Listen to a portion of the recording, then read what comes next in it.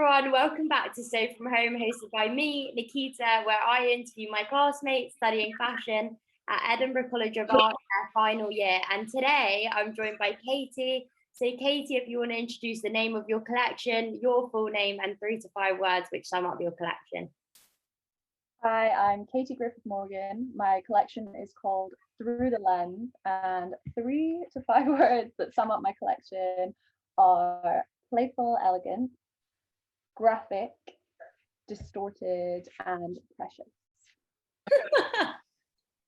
So this is my project, Through the Lens, which basically is inspired by the tension between the future and the past.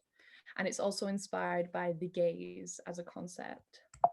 So this concept began when I was looking through my personal photo albums that I keep. And I've been doing this for the last 5 years. And I basically print off loads of my photos from social media, also from cameras that I have. And I just like having physical albums of my memories. And it basically got me thinking about how people document and keep memories in an increasingly digital world, and how that's so different from how it used to be, and how objects used to hold so much significance and be so precious, and how maybe things are just more transient now. So something that really fit with this concept that I saw online was these lover's eye jewelry, and they were a trend in the 1830s. And what people did was they would have a miniature portrait done of their eye, encase it in a piece of jewelry, and send it to their loved one. And I just thought there was something so interesting and slightly kitsch about the whole thing. And I just thought they were great. And they were a really fleeting trend, because they actually then became redundant because people could just send a photograph of themselves. But I just thought there was something so quirky about them. And I really wanted it's so strange, isn't it? But quite sweet at the same time. Yeah, it's really odd, and there's something maybe sinister, but I just thought they were great, and I wanted to sort of get that whole vibe in my collection. And so that really got me thinking about the eye as a motif, and how that relates to the gaze and watching and seeing and being seen, and how that can be, a really nice thing and an intimate thing, but it can also be a slightly sinister thing when it gets to surveillance and voyeurism and things like that. And I wanted in my collection to sort of balance those two halves of that sort of sweetness and subversion, and really get them together. It also reminds me, it reminds me of the evil eye as well. People wear the evil eye necklaces and things, or have them in their houses to ward off negative energy. It's quite interesting how the eye is used in so many different ways. And also, you're so right about the whole surveillance thing, in the sense that, so with these motifs, it was kind of more of a beautiful, loving and doting kind of symbol. And now the idea of eyes watching you everywhere, even in the phone, how people are oh, you should have Bluetooth over your camera and stuff. It's everyone's always watching our every step. It's slightly more, it is a lot more sinister now. It's almost Orwellian, but also I just wanted to capture those two halves of it, the whole omnipotence and power and everything. But I just was really literally captivated by these eyes, and then I wanted to bring that further on in my concept. So I started researching negatives, and the photo negative really inspired me. So I got donated a whole lot of people's photo negatives, and I started cutting them up, collaging them to try and make prints. And I also analyzed a whole lot of them to try and find interesting motifs. And I thought it was super interesting that I was sort of owning some other people's really precious memories, but the negative is something that's, it's not as important as the photo. It's almost discarded, but they are almost have hidden gems inside them. And so I thought that anonymity versus intimacy was really interesting. And then in my collection, I wanted to contrast this with, bigger images. And I worked with a photographer, Adam Brown, to take images of my body that were super anonymous, but then they were super close up and blurred, and actually as a photograph really intimate. So they were just two sort of concurrent themes. Also, it kind of, the idea of the photographs and the reels, it kind of reminds, like, you know, secondhand clothing, and when we go thrift shopping or like secondhand shopping and you buy something, and I always think, oh, I wonder who had this before or what the memories are, because when I give away, every year I go through my closet and then look for things that maybe I've had for years and I keep in a pile, and I'm like, okay, I know now I'm definitely not wearing it, because I like to keep stuff, because even when my dad was in my pattern cutting room, he was like, are you going to chuck this? Are you going to chuck this? And I was like, no, just keep it. I panic. And I'm like, because you never know when you're going to want that. And it's the same thing with like secondhand clothing. It's like some things are so precious to me, and then I'll end up giving them away because I'm like, okay, I know I'm not going to wear them, whereas someone else will. And it's the same thing of like, you don't know the stories behind it. So it is really like saying the word precious at the beginning. So right. It's so, and also it just makes it so like, I don't know, I find this exciting because it makes everything so personable, and it does make it precious, and it makes it like little treasures. So I feel like I'm a bit of a hoarder, like not horrifically, but I definitely like I attach sentimental value to a lot of things. Like I keep so many birthday cards, you know, things like that. Like I just have boxes of stuff that I really just always value so highly, and sometimes people I'm with can't understand why I won't just bin or recycle something, and I'm like, oh no, I need just in case, I'm gonna keep that. So I think I wanted that sentimentality to like get through into the collection, and like maybe also like seeing the value in like the overlooked and things like that. And then so my sort of second main influence for the collection was like seeing getting dressed as a ritual. So when I was in lockdown, or when we are in lockdown for the last ages, I really missed, you know, getting dressed up.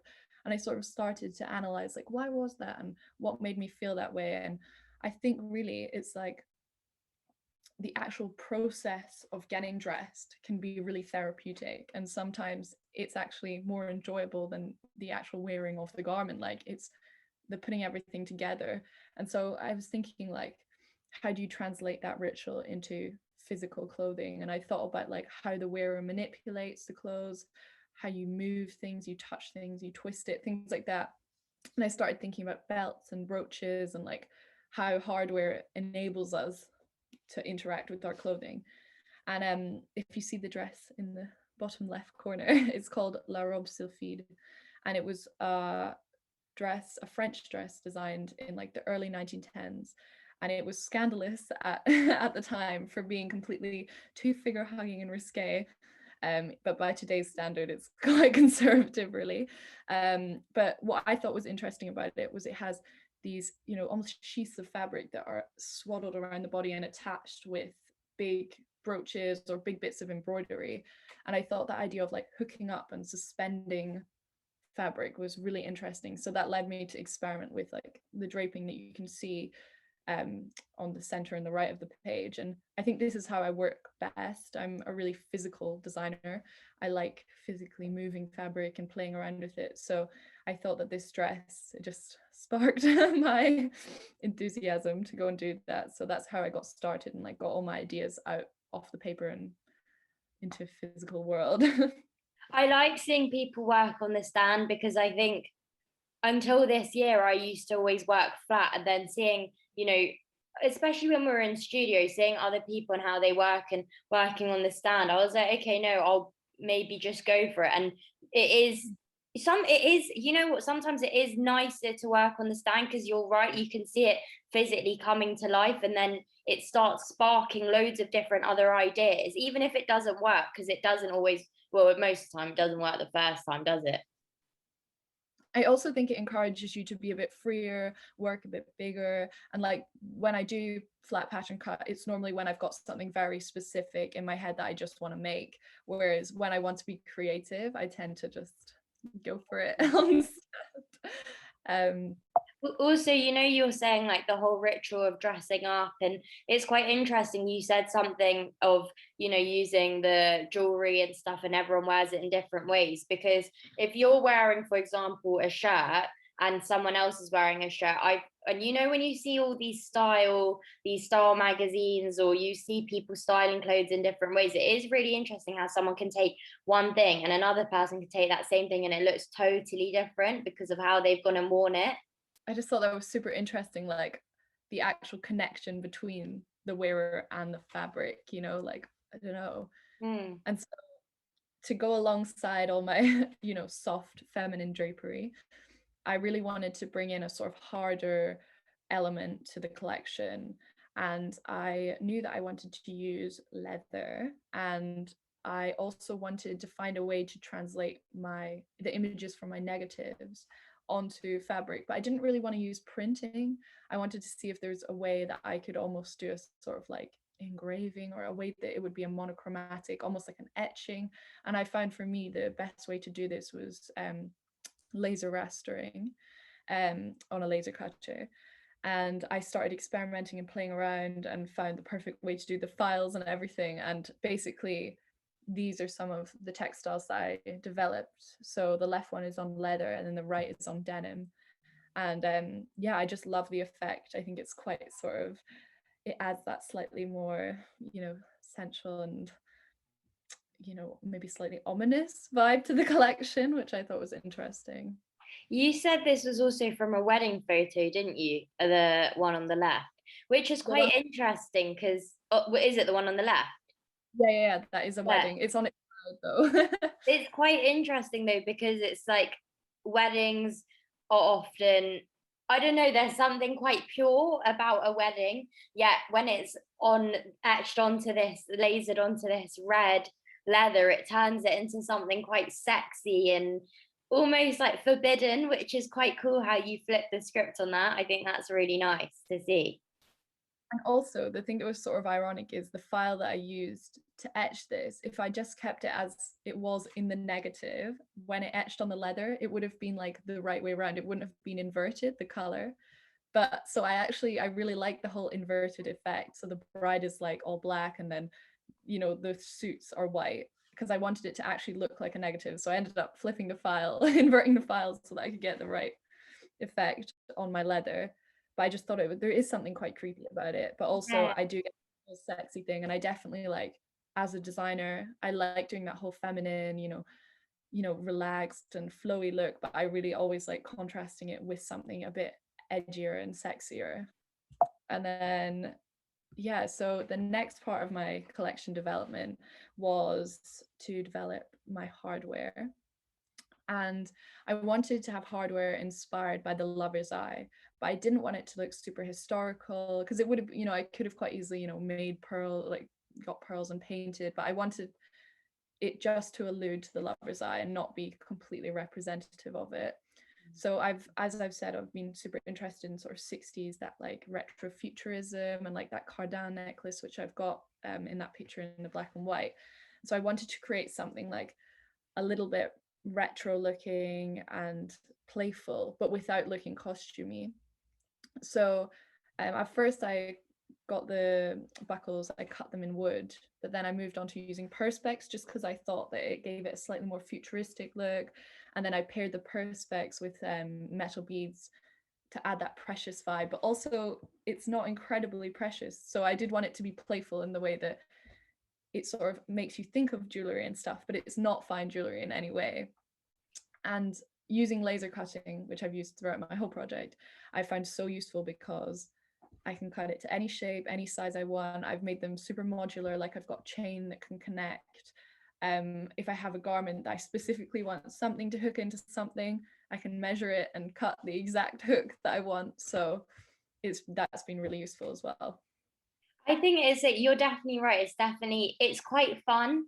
It's also like it's taking something that is quite serious and making it, yeah, you're having fun with it. And I think that's what fashion should be. And I do like that it's not, I don't know, that I think there's something about putting it in would have made it a bit too serious and maybe a bit too historic.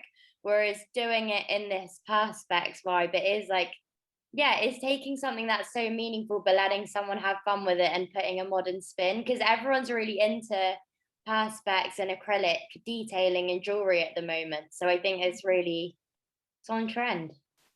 I know. And I think though, like, as well, I do find my approach to fashion is that like I don't take it too seriously, in the way that I do think fashion should be fun. It should like bring joy to the wearer. Like I feel like I design because I love to make clothes. I love to design. I love to get my ideas out. You know, I love to work with people, and those sort of things drive me. So therefore, I think that my fashion should be fun too. You know, without being, I don't verge on the costumey as a person. I'm not really, it's not too crazy. It's not too costumey. I want it to be in the realm of wearable, but also with fun involved. So yeah, I included this page just to sort of show how I work, you know, with like draping on the stand. So the pictures on the left are how I am, basically how I created a draped sleeve, which I use throughout the collection. And I basically work on the stand, I play around until I'm happy with what I've got, and then I mark it really, really precisely, and then I turn it to a flat pattern. And I've used that throughout the collection. And for me, it's my most efficient way of, you know, making things that I like. And I just find it works for me because I get really unexpected results. I can sort of relax and just have fun with it and then see what I make. And yeah, that's how I also made this skirt on the right. And yeah, that's just how I've worked throughout this year. So yeah, just I really like this skirt. So what the one on the left is? it's a sleeve. I've sort of cut it out in my design book, but I'll show you when we get to it. I'll remind you of this and I'll show you what the sleeve turned out to be. But that skirt on the right actually hasn't made it into my final collection, but it was part of the process. And I sort of it had like a big pocket that was actually part of the drape and stuff like that. Yeah, that's what I said. It's quite cool, but it's interesting to see the evolution of, like, you know, when it's quite cutthroat when we have to cut things out that we might like slight parts of it, and then you're like, oh, it just doesn't go with everything else.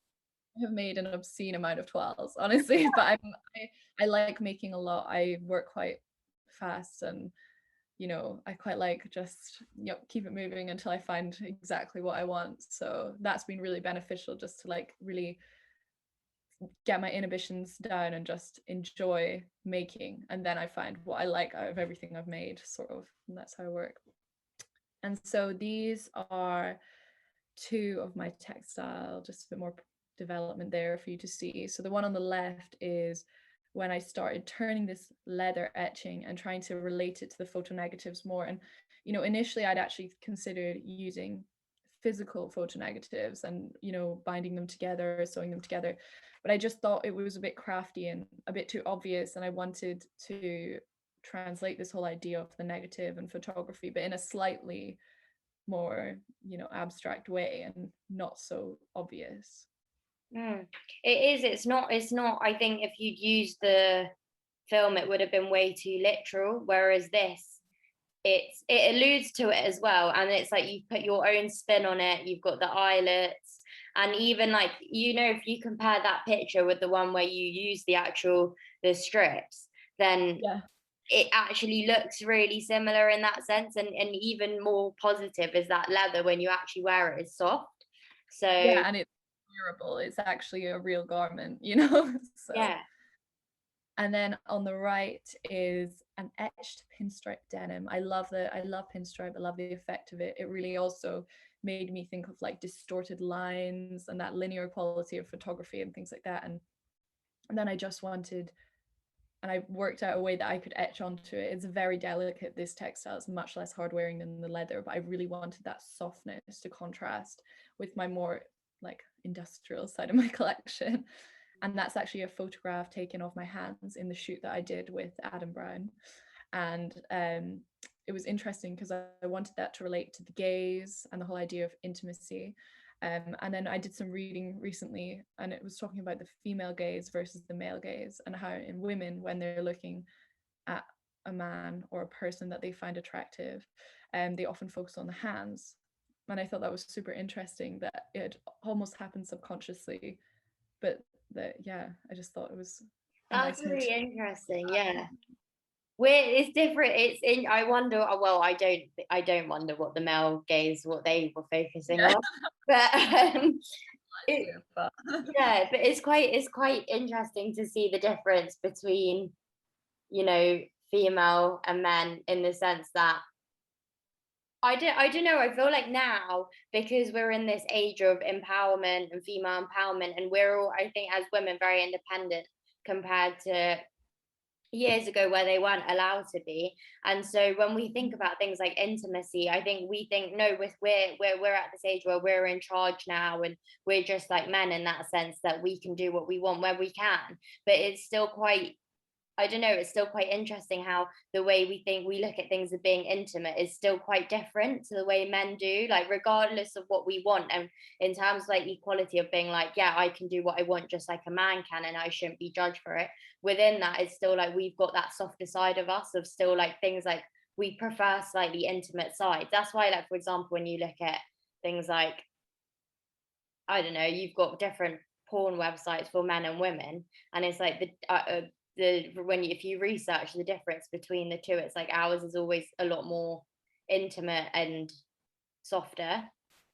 I think it's like there's always going to be, no matter how like empowered people are or feel like currently, like the social structures that have been around and ingrained in for so many years, they're like repercussions, and the context we've all been brought up in still will influence how we view the world. So I think it's really easy for people to sort of pretend that you can completely separate, you know, biology and how, you know, your society and how you personally feel, but they're definitely all ingrained.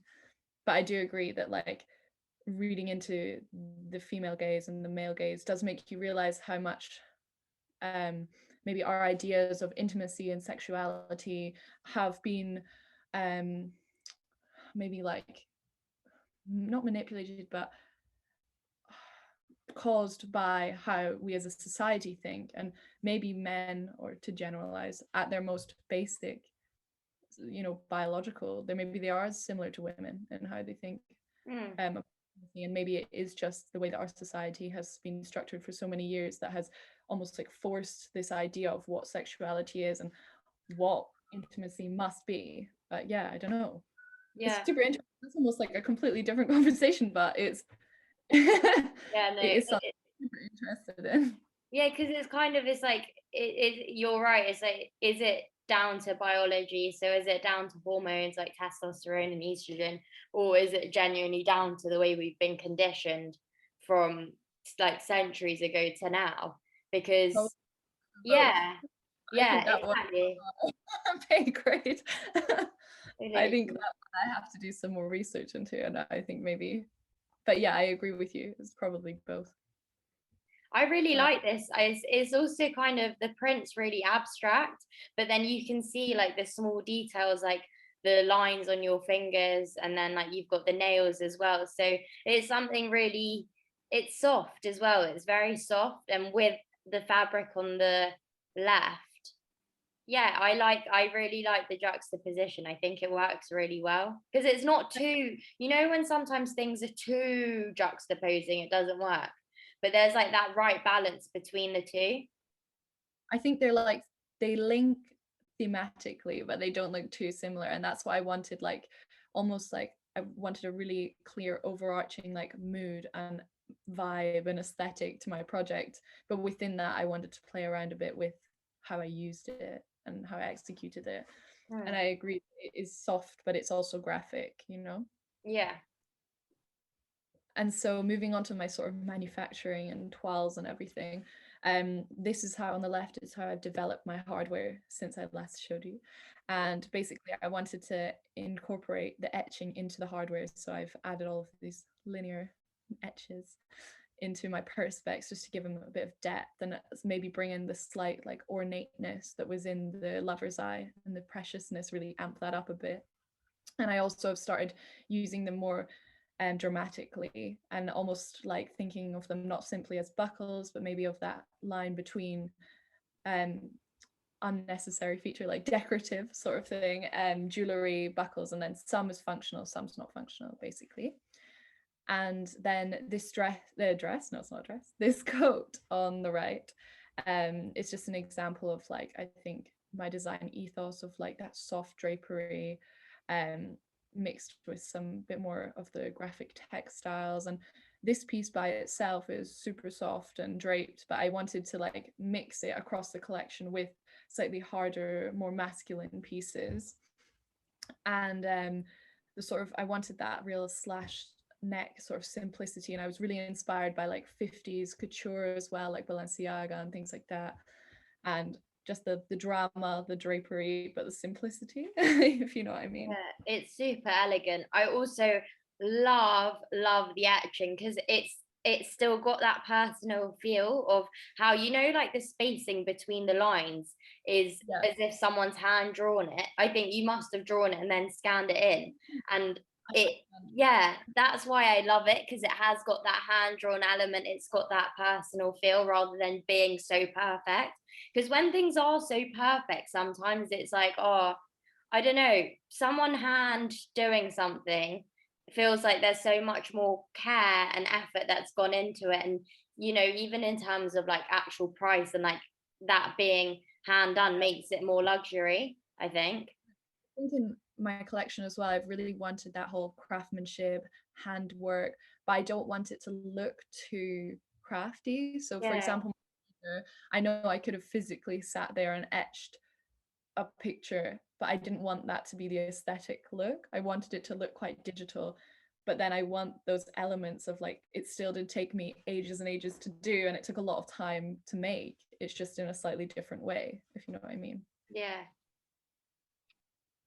And then this is just an example. These are toiles, they're not in their final fabric, but this is an example of how I've used the hardware more dramatically, and also how that drapery mixes with structure as well. And that skirt also that I've made, that was made through draping, and there's also different hardware to hold it all up. So they but you get into them with zips, so don't worry, you don't have to like fully Undo it all. The top's so cool. I love, it's really nice to see the sizes, the different sizes of these hardware pieces. It's cool how you've gone really, really oversized on some, and then you've got the slightly daintier elements on the skirt. Yeah, because initially I just planned the small ones, but then actually when you look at the collection as a whole, sometimes you just need to go big as well. So And like big this at home. is actually quite, it's quite a sort of fitted, it's not fitted, but it's, you know, it's like almost column-like silhouette. So I wanted to bring the drama in a different way.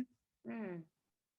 And then this is how my leather etching has developed and my whole photo negative. So this is the trousers that I'm making, and I'm making a full suit out of my etched leather, which is still top secret / in production. So you'll see it soon, but I also wanted to bring the drapery into this piece as well through the sleeves of the suit, so it wasn't just completely flat. But yeah, this has taken ages and ages and ages to etch. So this is like the proper craftsmanship side of my collection, and like all the eyelets are hand done and I've laced it, you know, so I'm so excited for this one to be fully made. This one, this is so, I would definitely wear those trousers, like in a heartbeat, I would wear those. Also really nice how you've made the etching match up. So it's like, even though it's all split and separated, it all actually. I did it as much as I possibly could, because I basically turned the, like obviously turned the pattern into a digital pattern and then applied my image onto it.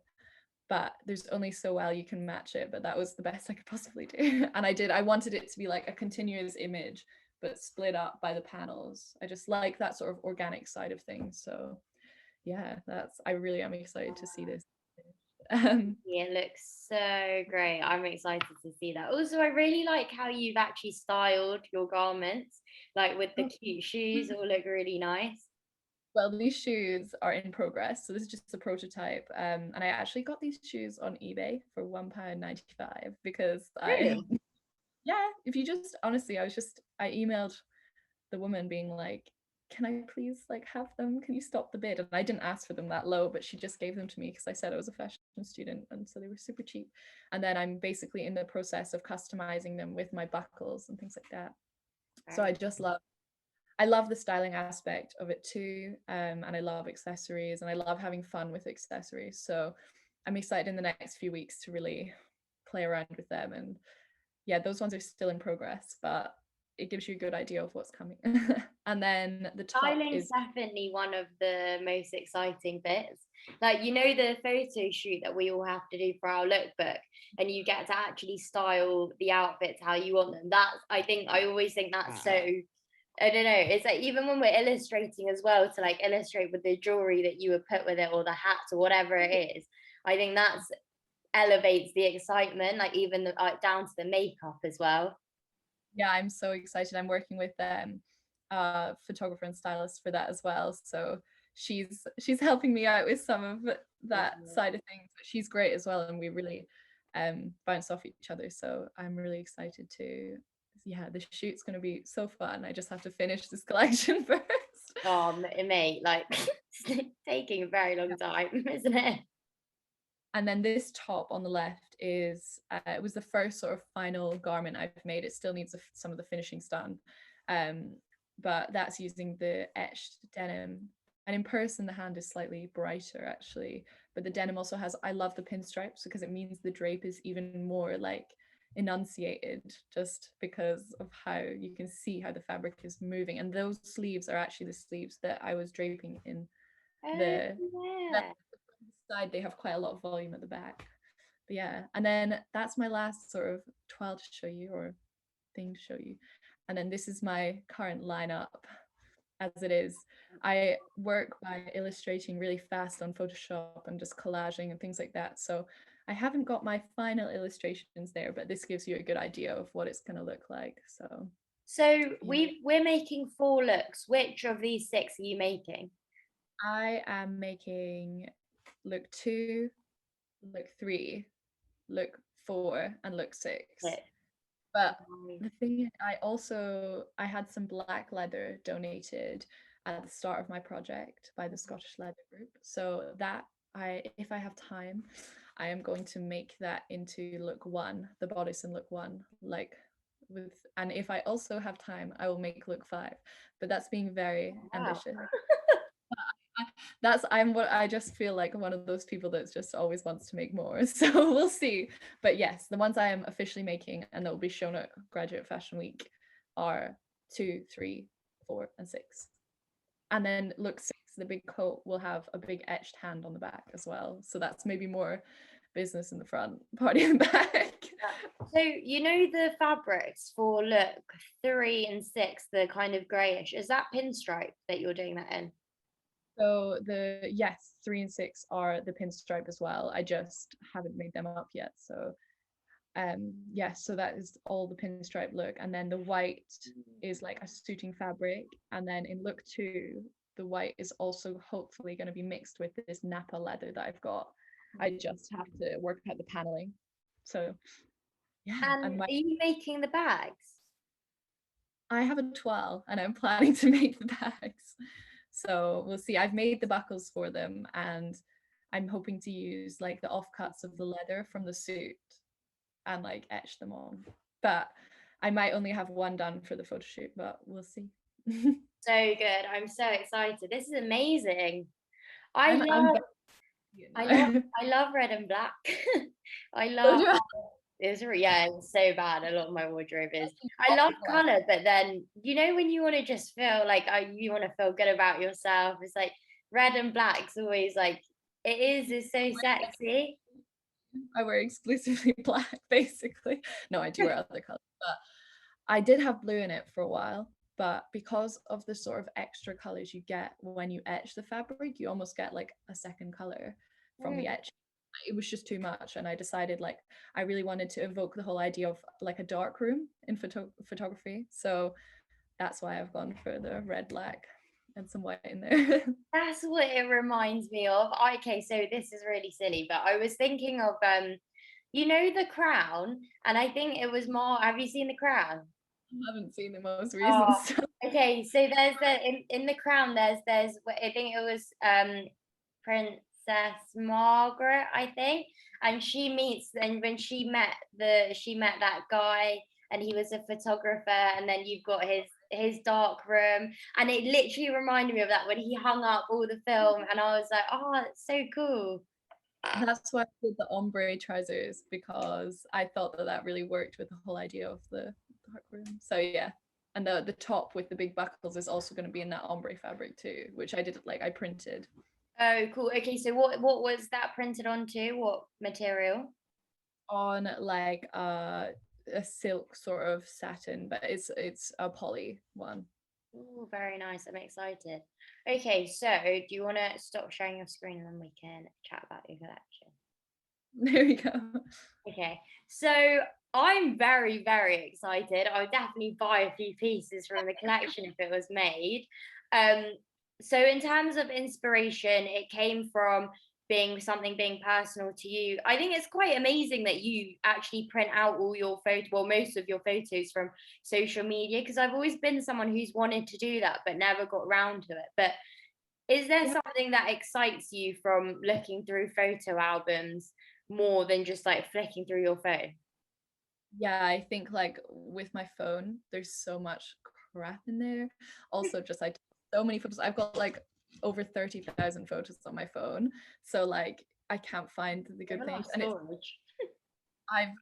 I pay a subscription to the cloud. So, yeah, and I find like it's one of those things that when you're just over, like when there's too many things, you can't actually see the good things. And I've always loved looking through old photo albums in my house and like, you know, my grandparents' house, and also like I've always loved watching home videos. And it verges on nosy. Like I really am interested in like other people's families and their stories and their backgrounds, like how their parents met, you know, things like that. Yeah. So I love photographs, and I always have, and I've always been into photography, just not as a serious hobby, but just as something I've always liked doing.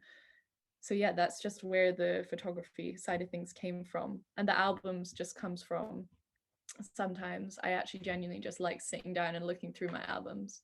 It's not every photo, it's not every like Snapchat from 2013 or anything like that, but it's my good photos, you know. It is, there's something different about, because my brother's 14, and so his photos, like his baby photos, are more on phones or on a computer hard drive or whatever, and mine are all printed out. And there's just something so different and about everyone sitting down and like it's an excitement of going through, and like people not wanting to get their fingerprints on the photos because they are so precious. Is something, yeah, literally it's As well, like with photos, it's like what we present on social media as well, and what everyone presents, even if it's inadvertent, is so filtered. And the world is, I'm guilty of it as well, like not filtering, but like only wanting the good stuff to show, and like becoming more conscious of someone taking a photo that you don't like, whereas before it was like, yeah, that's the photo you get, and when it's developed you'll see what it looks like. And I think that also really appeals to me, like a slightly more unfiltered view of life. So like I love using a film camera because you can't see what it looks like, and you'll find out when you get it developed. And the funny thing is that when things are taken on film camera, I always think everyone looks so incredible. Whereas when it's taken on your phone and people want to edit all these small details, it ends up not looking as amazing as it is just in the moment. So I do think there's something to be said. Or maybe the flash gives you a bit of a good look. But yeah, I started using one of my mum's old cameras, and it's been great. They're all, because I used disposables for ages, but then when you actually move to a film camera, it's just so crisp and like so vivid, and I love it. Yeah. And it's not incredibly deep. I feel like even though it's a personal subject, it's not incredibly deep. It's not about like, I'm super interested in, you know, politics, history, social issues, those sort of things, but that hasn't really come through in my project. I think it was just that there was one thing that I really am interested in, and it just sort of sparked something. And that's more how I've sort of thought about my concept, you know. And especially if you're doing, we're doing this for a whole year. It's not like, you've got your 4 collections every year. It's just this one collection for the whole year. So that means the research, design, development, and you keep researching throughout. You have to make sure you are interested throughout the whole project. So if it is something like this which is so personal to you and you think is fun and it's exciting and it allows you to go down memory lane, then that makes sense to have gone down this avenue. But in terms of inspiration, so we had to all start thinking around summertime about what projects we wanted to do. Was there a moment which sparked you where you were like, yeah, this is definitely, I definitely want to do it on photographs? Or even how did you stumble across the lover's eye? Is it the lover's eye? So, well, the photographs thing came from, I was in London in the summer, and I was taking a lot of photos at the time, but I also like went past a poster that had a cyanotype on it, and it's the type of like, what's that word? It's like a type of developing process where you use the sun to develop a photo and it comes out like blue. And I just thought that was super interesting and almost unrelated to this project. I just bought a cyanotype kit and I developed a few photos and like printed off some acetate just to try the whole thing. And you know, I didn't end up using that in my project, and maybe at the very start in some of my initial like collages from my negatives, but that was really it. Like, I like processes, I like that I'm not super crafty. Like, I'm more of like, I'm not really a knitter or anything like that, but there's something about photography and the processes there that I was interested in. And then the lover's eye, I actually just stumbled across on the internet. Like, I really like researching using archives. So like when I do my fashion research, I normally look through like museum archives, V&A. I found a few archives that have like old fashion shows on them and things like that. So that's really how I mostly approach, and I just like meticulously look through, and I found a lover's eye genuinely on some random, I honestly can't remember which archive, but I think it was called, I can't quite remember the name, but it wasn't called a lover's eye. And then I just started researching and then I found it. And then weirdly, since I've done that, I've actually noticed it a few times on Instagram. And there's actually an artist who she makes lover's eye inspired jewelry, but it's like actually little, like almost like replicas, but slightly modernized. I think she's called like Laura Kirkman or something, but I follow her. I thought that was super interesting. So yeah, it's almost like I've seen more and more of them since I've noticed them. I've just started noticing them. That's right. Also, it's quite nice how you've had your own like the thing with you, I feel like you're really practical in terms of how you are as in terms of how you work, and like even the research that you came across, like the way you collage, everything's super practical and hands-on. And even your interest in doing photography, again, like super practical and hands-on, and it comes through in how you work. Of you haven't been literal, you've actually put your own spin on everything. And even though it is practical, you're super meticulous about what you're doing. And how have you found that whole process of being so hands-on? Is it kind of developed the more you got into this year? Hands-on in the sense of like I did art at school rather than, I did a bit of design, but mostly art. And like, so I was taught to be quite practical. I've always loved, like, for example, I think this always sums me up as like I always hated coloring in, but I love drawing. Like I prefer working quickly and sort of just getting it out. I feel I'm quite an expressive person, and I always tend to see things better in 3D. But then at the same time, I'm not like making crazy sculptures that are like wearable art. So I do always like grounding myself in reality, and I like the practical limitations that come with like making clothes. Is it? Oh, in my head at least, it has to fit the body, for example, which I like having those restraints on myself, because it's like, yeah, you can be creative and work practically and go a bit crazy, but there's always a limit, which I've always liked. And that's, for example, why I do fashion design and not fine art as a person, because sometimes there's the daunting side of fine art that you can do whatever you want. And I know you can in fashion, but for me, the restrictions I put on myself is that, you know, it gives you a bit of limitation. But I've always been like that. That's really interesting you said that, because when I did my art foundation, I was choosing between fashion and fine art. And and literally what you said of with fine art of being way too like, there are no boundaries, there are no limits. There was something about that I almost didn't like the idea of, I love looking at fine art and I think it's incredible and I still love painting and everything like that.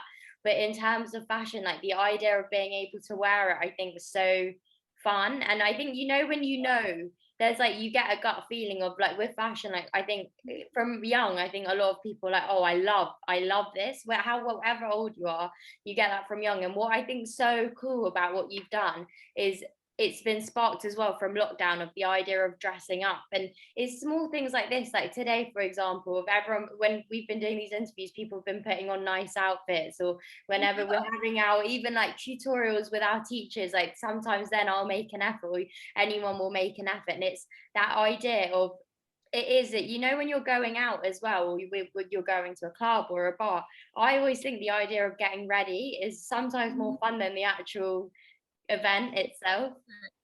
Sometimes if you had to turn up in a bar in like sweatpants, God, half the night's ruined. Literally. I do, yeah. I'm excited to actually wear clothes again properly and go outside. But yeah, I completely agree with you. I think, you know, like I've always had a sort of interest in fashion, and it's always just been there, and it's not a calling, but you know, that sort of just real want to make clothes, or like everything that I was doing, like if I was drawing, or it would always circle back to fashion. So I think that's always been the central interest in my life, and that's just, yeah, that's how it's ended up now. Yeah, and also I like that you said you use the word ritual, and when people do rituals, whether it's religious or spiritual, whatever it is, that's a way to make you feel calm and peace and like some sort of serenity. And I think when people get ready who love fashion, when we're getting ready, and like that's not just down to putting on one thing or like one coat or whatever, it's like putting all these things together, and even accessorizing with jewelry. So how you've gone and used your lover's eye pieces, your hardware. And I think that's so nice that you use the word ritual, because I think as someone who really loves fashion as well, it's like when I do get dressed, there is that calmness to it. And so you've actually literally made that calmness in terms of the way you've draped, and you have made that, there's something, it's like you've got the two contrasting things, and you've got one which is slightly harder, but then you've still got that lacing up of it. So you've always got that element of calm and peaceful, but also kind of like sassy and kind of boss vibes. God, you really understand this collection. You really do. I completely agree, like honestly, because it's like I'm not religious and I'm not really spiritual. So like I'm also always on the go as a person. I just am quite active and stuff, and I feel like maybe the reason that the whole dressing ritual has sort of sparked my interest is maybe because it is actually one of the few times that I sit and I'm calm and I'm doing something for myself and just in the zone. So I feel like that could be it. And I saw really interesting in this like paper, it was a research paper into this exact idea about dressing being a ritual. They said a sentence that was like the haptic nature of like layering clothes being therapeutic, and it was basically about how like the actual process of layering and unlayering had a calming effect on a person, which I thought was super interesting as well. Oh my god, that is so interesting. That's really weird, because I'm where I'm sat right now in my house. Also, you know what's really embarrassing? I realize in every video there's a lacrosse stick in the background. Like, bear in mind, I was so bad. Literally, I don't play. I played like 1 year at school, and I was so bad. And I realized it must make me look like I love lacrosse. Like, I'm gonna end this meeting and I'm gonna run out to the pitch. Like cradling the thing, like that's all I remember. I was so scared when I used to play.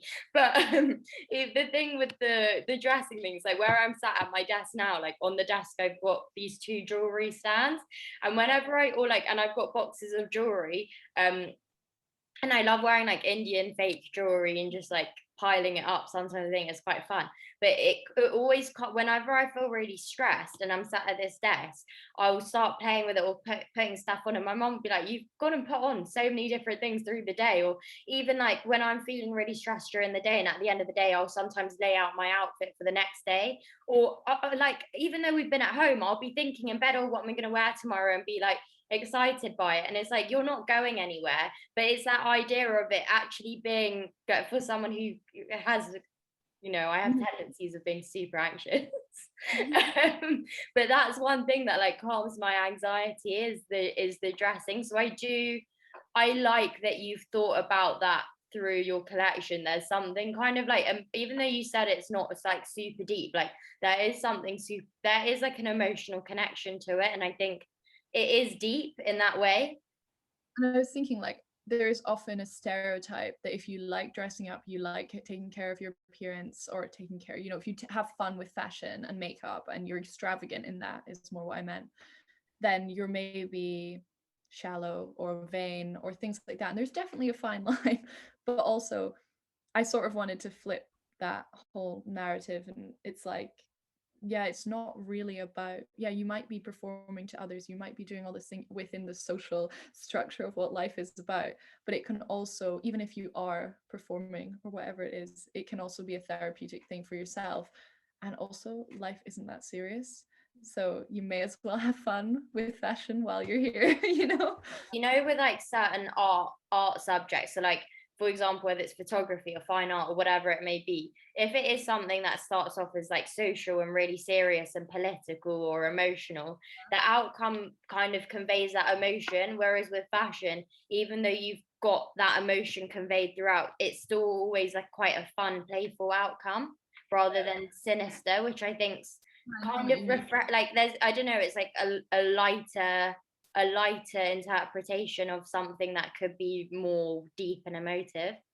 I get what you mean. It's like, I always try and be playful. Like, I'm not trying to be crazy, but I always think playful. It's like that, yeah, just slightly tongue-in-cheek, I always feel. And it doesn't have to be like comedic fashion or like a costume or anything like that, but it can still always have that sort of, just as you said, like a lighter spin to it, and like it doesn't take itself too seriously, but it can also not take itself too seriously, but look beautiful at the same time. And I think that's what I really wanted to get with my collection, and hopefully in the next 3 weeks I'll get it. Definitely will. And also, so it kind of seems like you've not really suffered in terms of restrictions of lockdown with the making side, because I did actually. Did It you? was tough, like with the making side of things, like after Christmas when ECA was shut and everything, like I did have a big pause in my textile development, so I really just focused on all my toiles and my hardware and stuff like that, but not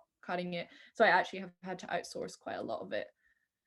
But it's life. And I think like I was sort of, I don't know, maybe my option for a while at the start of this term was, change your project, or ditch that side of it and just focus on the drapery, or continue with the laser but outsource it. And to me, like, that was such a central part of my project that I'd been developing, and it took me absolutely ages to work out this, like, the material. There's so many variables, like the material, the file, the execution, the settings of the laser cutter, like all this sort of thing, that I was like, I've worked really hard on this, I love the effect, and I just want to do it. So there's limitations. I thought you did the laser cutting at uni, so you have to do it somewhere else. I did it at uni for first semester, and then I've outsourced because it's just on. So a lot of my stuff I've had to, but I wanted to do it, so I did outsource it. If you know I'm what I mean. glad you did. I think it looks amazing. Also, I think it would have been like, when you know what something could look like, but you've had to compromise for reasons that are out of your control. The fact that you found a way around it, because that's what I genuinely thought, that all of that stuff was from uni. So I was like, oh, then you haven't had much limitations. But the fact that you've had to go and look for somewhere else, and like even things like price comparison or knowing the delivery, or whether it's in UK because of Brexit now, it's like, actually, yeah, that's presents so many difficulties as an individual. So as a designer, you've obviously, those are the limitations you found in lockdown. As an individual, have you found, being a student, and just as you yourself, how have you found being in lockdown? I've probably gone through the whole roller coaster of emotions in lockdown. Like, I think for everybody, there's just like the underlying anxiety and stress of living in a pandemic, and then the personal worry about health, and then also the impact that has on like the people you care about, and also just society as a whole, with people dying. Like, it's really upsetting. So I think having that as a cloud over everyone obviously affects people. And being a student, it's been really difficult with facilities and doing learning online. and you know, it's tough, like staying in the house. Like we work in one space, you know, if it's nice outside, you can't bring your sewing machine outside, so that's hard anyway, but it's made slightly easier normally when you're in a studio in uni and you're around your whole class, and there's a table that's high, you know, things like that. And so all of those things have, yes, affected me, but I think especially in the last month or so and last few weeks, like I'm really just determined to finish. And you know, I think if you love fashion, despite how hard this is, and like especially on some people it's going to be impact them terribly, but I think like there's always that, like we're going to make this work even if I have to make compromises. Like I've had to compromise, that's just life. Things take a lot longer, you know. I don't know, yes, it's been tough, but I think because everybody is going through something similar or much worse, it makes it slightly easier to cope with. It puts it into perspective a lot more, I think, as well. And it's like, I actually think that's really nice that you said that, as if you love fashion, which you wouldn't do the degree if you didn't, because it's a gamble as it is anyway. So literally, and like, you know, you have people being like, oh, job perspectives of in fashion industries a lot harder, and even, you know, people turning their nose down at creatives. In that sense, it's like there are so many obstacles that if you're doing the degree, you love it. So when I see my friends who are cooped up from the main uni, or like other unis doing degrees, that they're like, yeah, like it's finance, isn't it? Like, for example, finance or whatever it may be. It's like I kind of then look back and I'm like, we're doing stuff that's practical, like we're on our feet half of the time, or we can flick between so many, even though it's so much to do, because it is, we can flick between so many different things that it's actually, you know, I guess as creators, we like to focus on a lot of things at once. So there's that kind of is a nice element. And also, yeah, doing something you love in these circumstances makes it worthwhile, doesn't it?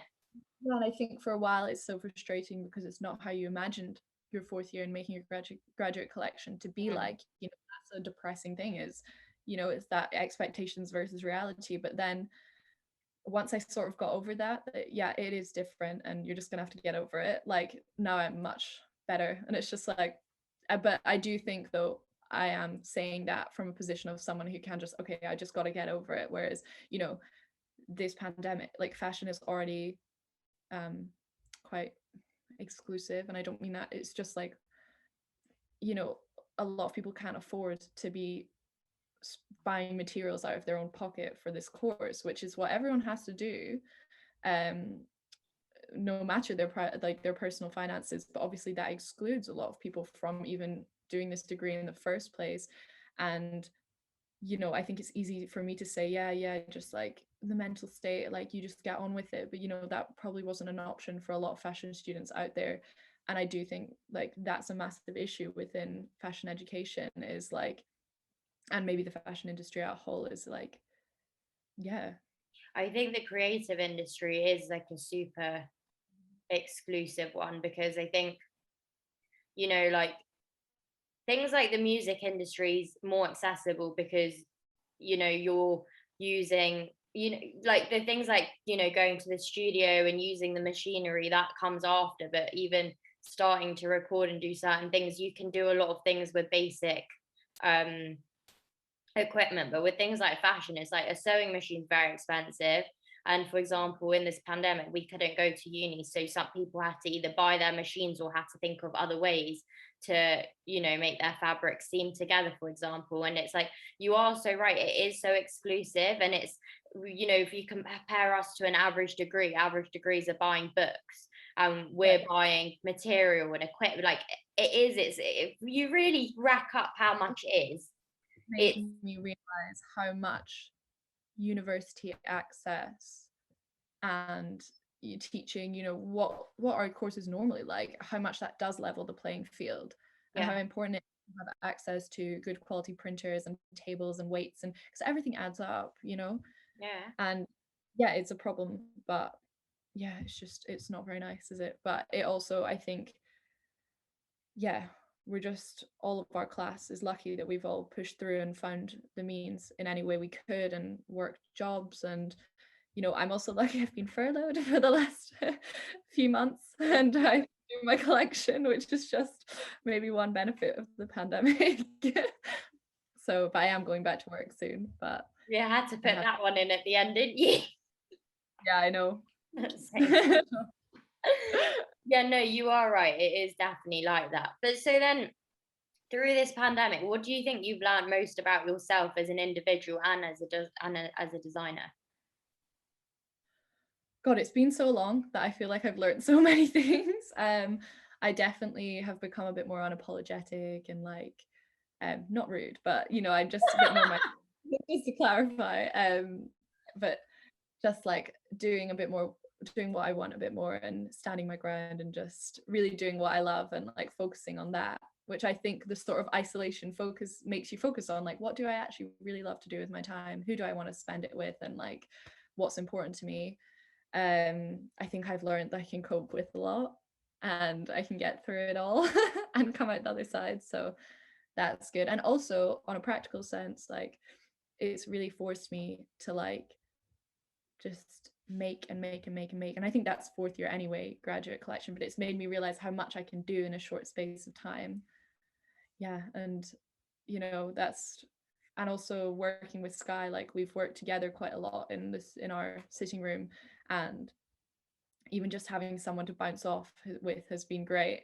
And it's made Sky and I think realize we're quite a good duo in the like when one of us needs a bit of reassurance or an opinion, a second opinion in the design front, that's been really useful to have her and just support. Have some Yeah, support. you two do. You're like sisters. You two bounce off each other. So like, it's actually so nice to see, especially in the studio. And you're both really calming. Like if I feel a bit like and because I'm quite erratic sometimes, and I come to you guys, you both have really calming personalities, which is nice. So like when one of you isn't, the other one will.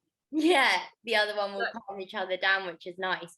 So yeah, I definitely think you're a very, very, very resilient person and very strong. And because you keep smiling throughout it, which is so amazing. Like it is really inspiring, and I think it's so amazing to see that you can still smile through and you'll still work hard regardless of what's going on around you. So it's I think this pandemic's definitely made people surprise themselves. And so like in that sense, from what you're saying, you've definitely surprised yourself in realizing how strong and resilient you are. And even like it probably helps you see how determined you are. And again, like you're very like even speed wise, you're quick at making. Like the amount of toiles you have made in that limited time, it's I guess being cooped up and this is the sole focus, it's like made us be like, okay, you have to do this, you have to keep doing this. And it either makes you realize you don't want to be doing this for the rest of your life, or it makes you think, oh, I love this passion, this is what I want to do. It just made me realize like how much I do love it, and like, you know, it's been the sole focus of my life for like the whole of this semester. Well, it's not completely sole, but almost. And you know, it was so fun. It has been fun despite being difficult, and obviously it's hard. And obviously like I'm quite a studious person anyway, and I've always worked hard throughout school and things like that. And when I think back to like having to revise for like maths, I'm just like, wow, this is so much more fun than when I had to, you know, do things like that. So I'm just grateful that I'm getting to do what I love every day. And even though it's so hard and I can get frustrated, I'm just grateful that I'm given the opportunity to do it. So Yeah, I think you're so right. So in terms of as a designer, regardless of just this collection, in terms of, you know, your whole brand ethos, what do you think your brand ethos is, and who do you see yourself as a designer? So I think my brand ethos is definitely like all of the like, you know, playfulness, everything I've sort of spoken about in this collection, that still stands. Like I definitely like to have fun with fashion. Upcycling is definitely something I want to work with in the future. Like I feel like there was a lot of constraints due to the pandemic and sourcing and everything with the graduate collection. Also I was learning as I went, but if I do a collection in the future, I really want to start trying to upcycling is something that I feel could link really nicely with my, you know, draping skills and how I work in that way. So that is something I'd like to do. Definitely like well made, well constructed, but not too crafty. I think like everything I've done in my graduate collection forms like a foundation for what I want to do in the future.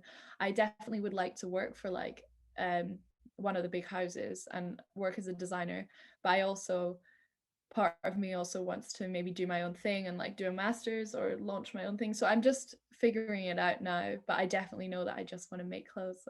So, but also design, it's for me the one I do enjoy making, but the real like drive for me comes from more of the designing and like the idea of like putting together a collection. So yeah, that's how I feel. That's exciting. It's really interesting to see. A lot of people from our class so far have said they would like to start up their own thing, which is quite. Yeah, It's obviously not like, it's obviously not like nerve-wracking, but also it's quite nice to see everyone knows who they are as a designer and where they stand. And like obviously to work for someone else, it would be incredible in terms of experience and even knowing just how a fashion company works or downfalls. And yeah. So would you would want to maybe do that first and then do your own thing, or your. I'm not 100% sure, if I'm perfectly honest. I haven't got the roadmap out, but I do really like, would probably want industry. If I were to do my own thing, I would want industry experience first. I wouldn't want to go into it too naively. I don't know. I'm gonna see how like satisfied I feel by the end of this, of like exploring my own personal creative like fashion. But I'd really love the experience of working in like one of the big houses and like seeing what it's like to work as a design team there. But I'd like to work somewhere where there's creative freedom, so that you get that. Not obviously you won't have complete creative freedom, but you're not too constrained and you're allowed to be conceptual as you work and things like that. So right now I'm just like going with the flow, if I'm perfectly honest. But I definitely, yeah, I don't know. I'm just really excited to like enter the fashion industry in some way, shape, or form. So yeah. It's quite difficult, isn't it? Because I feel like these are like one of the degrees where you kind of do have to go with the flow. Like, you have all these dreams. Everyone has all these dreams, but there's absolutely no set plan until summer hits. I have no idea exactly That's where like I see ourselves. gonna finish this thing and then I'll think about that. Literally, like But one. That's what it's like, one thing at a time. Um, yeah. so I think it's time to wrap up. So my last question for you. No, thank you for coming. I've actually really enjoyed this so much. I'm excited to see your collection. I'm so enthusiastic about your collection. Like I absolutely love it. Because you know what, when you can see yourselves in some of the pieces, I'm like, I would wear that, I'd wear that. It's like window shopping. No, I'm really excited to make them. I think it's also because like it's so my own style, a lot of it, like obviously a lot crazier, but that has kept me motivated the whole way through, especially the ombre. I just want to put them on now. Yeah, it's like also the stuff that you can wear after graduate fashion week. You can wear, well, not we. I'm acting as if you're giving me your clothes. No, you can wear after. Maybe I'll ask you to make something for me. But also, so I've asked everyone, what advice would they give to future students, or if there's something you can leave us with that's inspiring or that you felt inspired by. Just to wrap up, your last few words. I think like for me it's like, make sure you're always having fun. Like if you're not enjoying it, like I know sometimes in life you've got to do things that that are difficult, but there should always be that like underlying, I love this, or like I'm having loads of fun. That's how I live my life. Like I only really do things that I love. So I think just make sure that that's driving you. That would be my inspirational thing. Love that. No, I do. I like that. That's the thing. It's like this whole conversation with you it does remind you, and I think people who watch it, who do fashion or whatever they're doing, it's like whatever you're doing, make sure you love it and are enjoying it. And so I'm gonna go downstairs and pattern cut, and I'm gonna be thinking, make sure yeah, literally. Where can people find you on social media? I'll put the link in the caption, but just to. So on Instagram, my design page is like KT, so like KT Griffith Morgan, and that's it.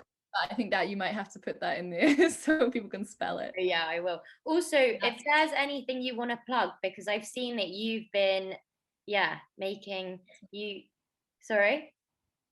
Sorry, that was my buzzer. Sorry, that's why I was wondering. No, it's okay. No, so if there's anything you want to plug, because I've seen you've been making, I think, was it tops? You were making something. To be honest, I was making tops last lockdown because I just had time. I'm not currently making anything, but like if you follow my design Instagram, anything I will make or I launch will be on that. I'm also super excited to have my shoot in 3 weeks, which I will put onto that Instagram, and that will show the whole collection. So yeah, that's it. Okay, nice. I can't wait to see your collection. I'm excited to see your shoot because obviously your concept stemmed from photography, so I think that's going to be exciting. And also, yeah, this is all very exciting, and I definitely think people should check out the stuff that Katie was making in last lockdown because it was very cool, and I'll definitely be buying something from that too. So